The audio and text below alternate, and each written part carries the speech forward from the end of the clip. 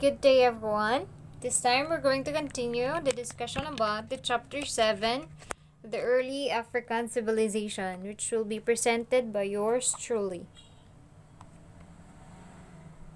So, our objectives for today is to discuss the societies in East and South Africa and to explain the African society and culture.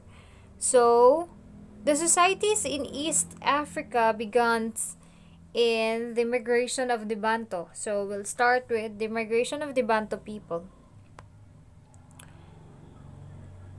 In the South Axum, along the shore of Indian Ocean and inland form, the mountains of Ethiopia live a mixture of people.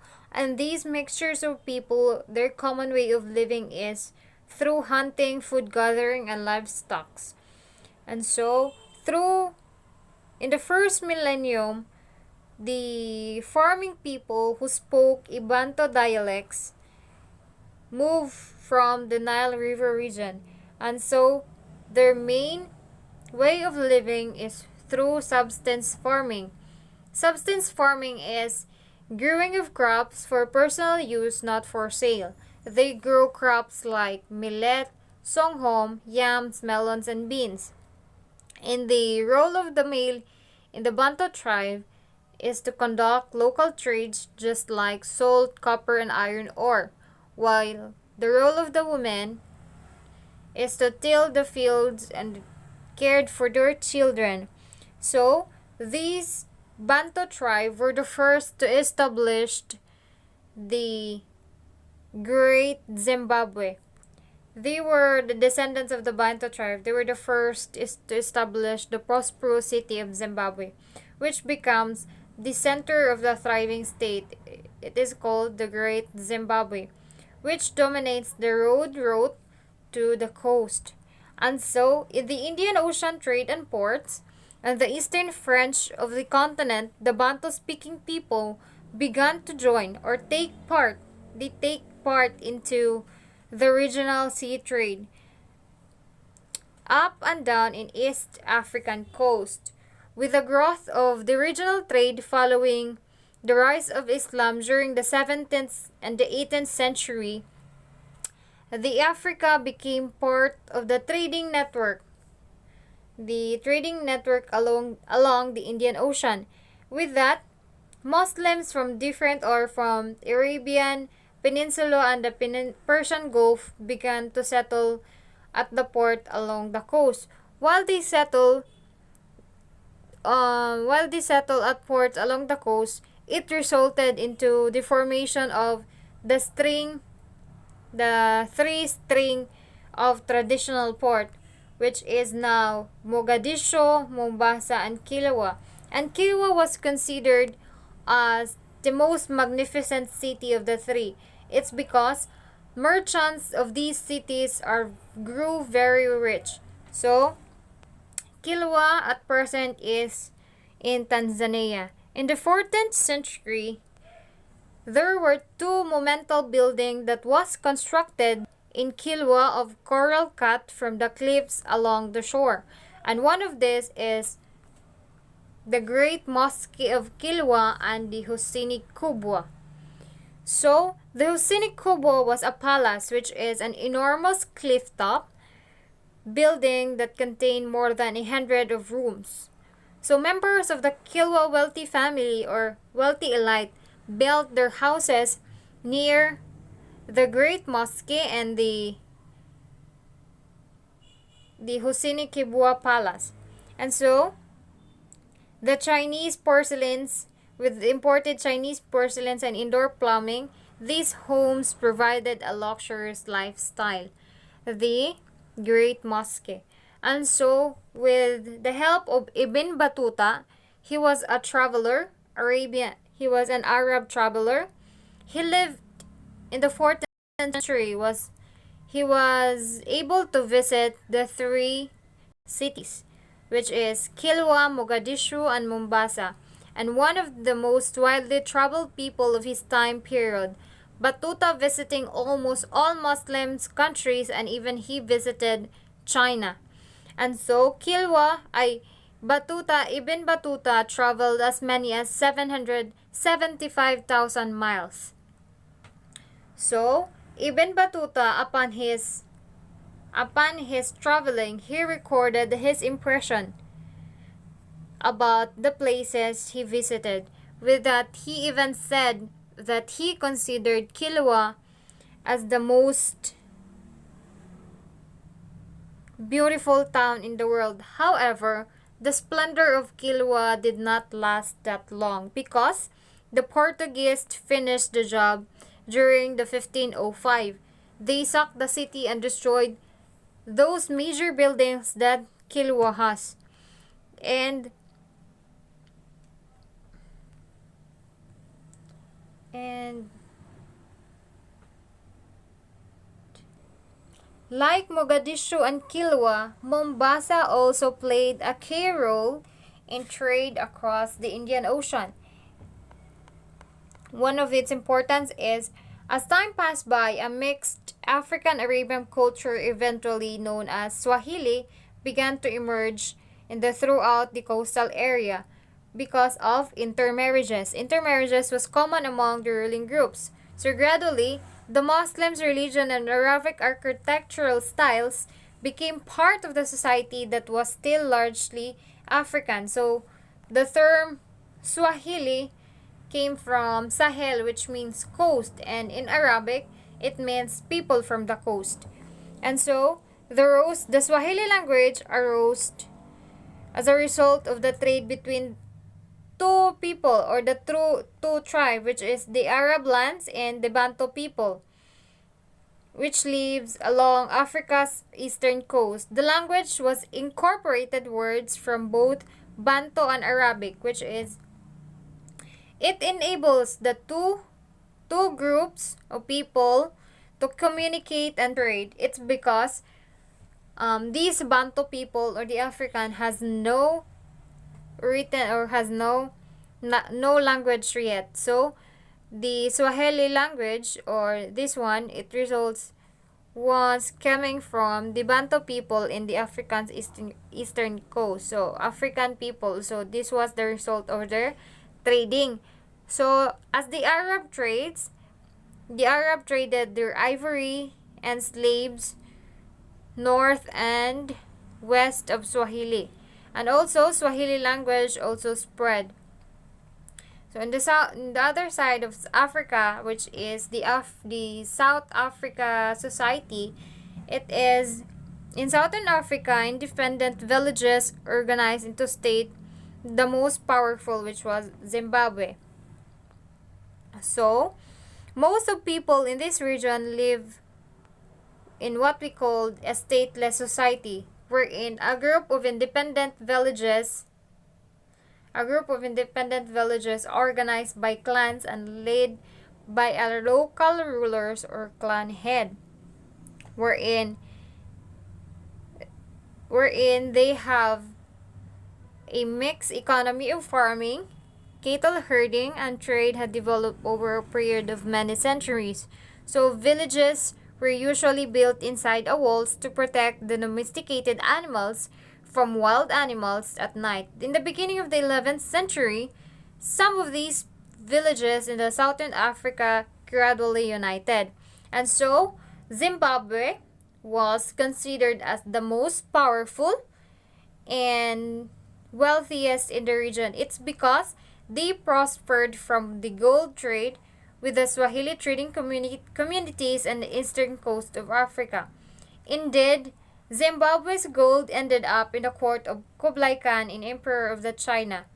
So, the ruins of Zimbabwe capital, known as the Great Zimbabwe, illustrates the kingdom of power and influence. That is why Zimbabwe was considered as the most powerful. The massive walls of Great Zimbabwe is unusual. It's because these local people stacked their granite blocks without a mortar to build the wall. So, this was the example of the Great Zimbabwe's massive walls. So, people or the local from this area or city did not use mortar in order to build their walls. Instead, they do it manually. So, however, the city was damaged through the land, through overgrazing or natural disasters. So, just like droughts and crop failures. And let's proceed to the African society and culture. Let's start with the aspects of the African society. So, African society was strongly influenced by values, customs, and such as the importance of family, common ancestors, and community education. So, African towns often began as fortified walled villages and gradually grew into a larger community serving several purposes. So these towns were the centers of government and trade, with markets filled with goods far away from regions. The African towns were the home of artisan skilled metal workers, woodworking, pottery making, and other crops, as well as farmers. And so, most of the African societies don't have a written language. As what we know that these societies come from the description of the Arabian traveler, which is Ibn Battuta. He recorded his travel. Ibn Battuta recorded his travel to the cities that he went. And so, African rulers also would frequently hold audience meeting to allow people to voice out their complaint. This one is one of the important characteristics of the African society, wherein people are allowed to voice out their complaint to whenever they would have a meeting.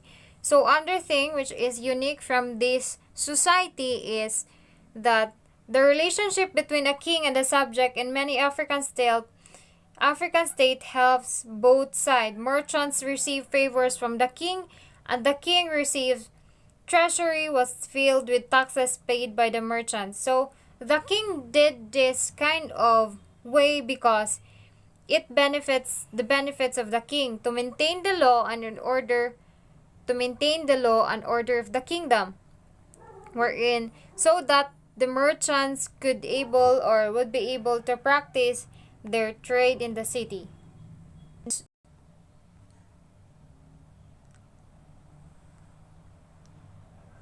The family lineage of the African is determined, or their identity is determined by their membership in an extended family or a lineage group. So at the basic level was the extended family made up of parents, children, grandparents, and other family dependent. They live in a small round dwellings made of packed mud with thatched roof of plant material such as a straw. These extended family units were in turn combined into a larger community which is now called a lineage group. So the lineage family serve as the basic building blocks of the African society. It's because all members of the lineage group could claim to be the descendant from our real legendary common ancestors. So the members of these extended family and the lineage group were all expected to take care of one another. So the role of the woman in the African society is, of course, they are a subordinate to men. Though in any other countries also, the role of the woman is subordinate to men. So the role of the woman also, they valued for the work they could do, having children, and other women in the communities were merchants. However, the lineage group of these African societies is considered or traced through the mother, which is what we call matrilineal. They used to trace the descent through the mother. So one of the Arab traveler noted, a man does not pass on inheritance except to the sons of his sister, to the inclusion of his own. So women are often permitted to inherit property, and the husband was often expected to move into the house of his wife. So slavery was common in Africa. Even before the European arrived, slavery did not begin with the coming of the Europeans. It is the practice of the ancient African ancient Africa, wherein they already practiced slavery before the coming of the Europeans. So the Berber groups in the North Africa regularly traded farming villages south of Sahara for captives. So the captives, they captured slaves from wars, those debtors and some criminals. They will become a slaves. So upon capturing those slaves, they're going to let those slaves to do forced labor, and some other slaves are for sale. They're going to trade the slaves. So many slaves are used to household or to domesticate in a private house.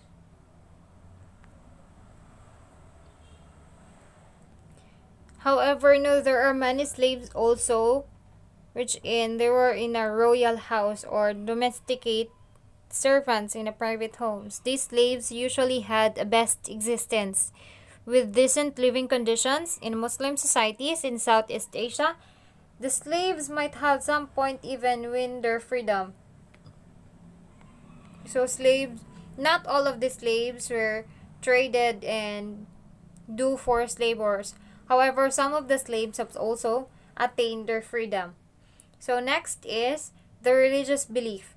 The religious belief of most African societies are held similar traditional beliefs. The spread of Islam challenged these African beliefs. So they believe that one of these was the belief of the single creator. So Africans believe in a single creator too.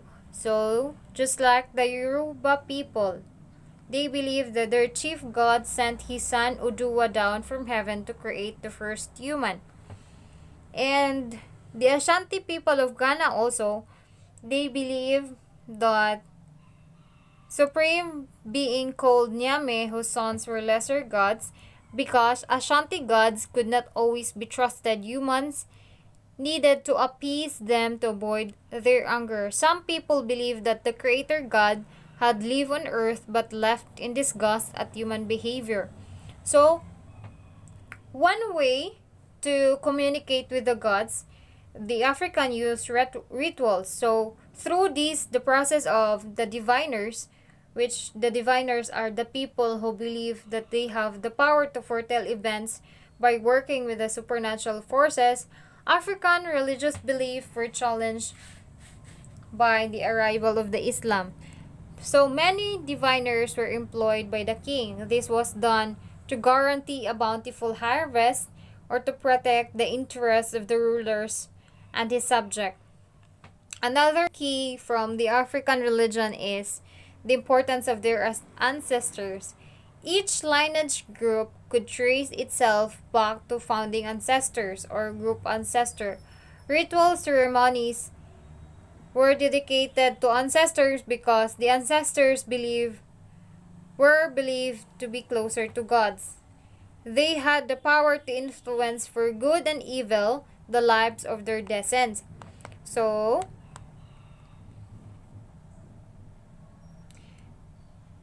the belief of the Islam were in contrast to the traditional African, because the customs of the Islam, they rejects the way of spirit.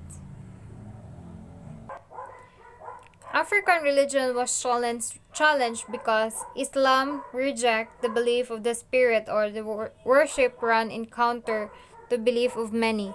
African was often ignored in the practice. It's because they practice the worship to spirits. However, the Islam its existence. On the other side, Africa is rich in culture such as paintings, carving, sculpture, music, dance, and often serve as their religious purposes.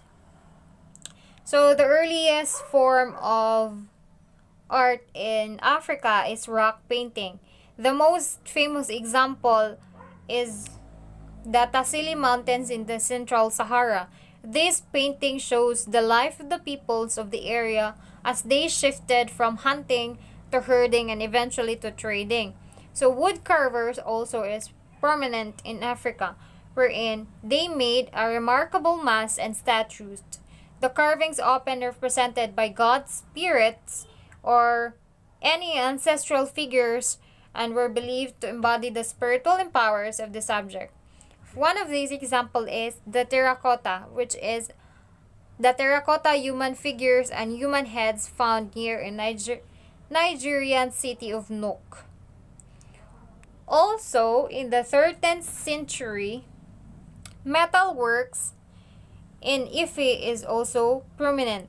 The capital of Yoruba people in what is now, we called it Nigeria, produced a handsome bronze and iron statues.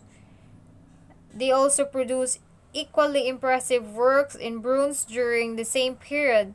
The Benin sculpture also include bronze heads, many of the kings and the figures of the various types of animals.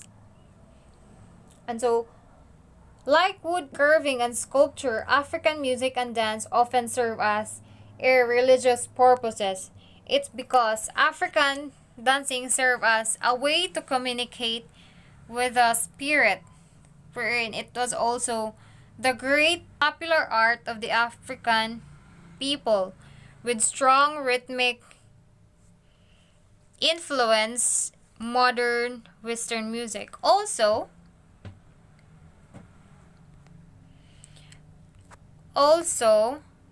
dance music also had a social purpose. It's because it is used to pass on to young people information about the history of the community. It's because as African before, they don't have these written language. So, with the use of the song or the words that they, in order to pass on the information to generation, they transmitted folks, legends, religious traditions, and other history of the community. They use music in order to transmit the information. It's because they don't have the written communication before.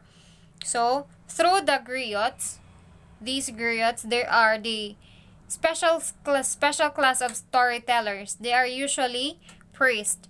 They keep the people history. They were the ones who tell the stories from the younger generation. They serve as the same purposes, wherein historians they keep alive the people history. For example, much of what we know about the Sunkiata Kieta, the founder of the Kingdom of Mali, has come down to us from the oral tradition of the griots. So the griots are considered as the storytellers from a special caste, and they are usually done by the priest. And so those are all. Thank you.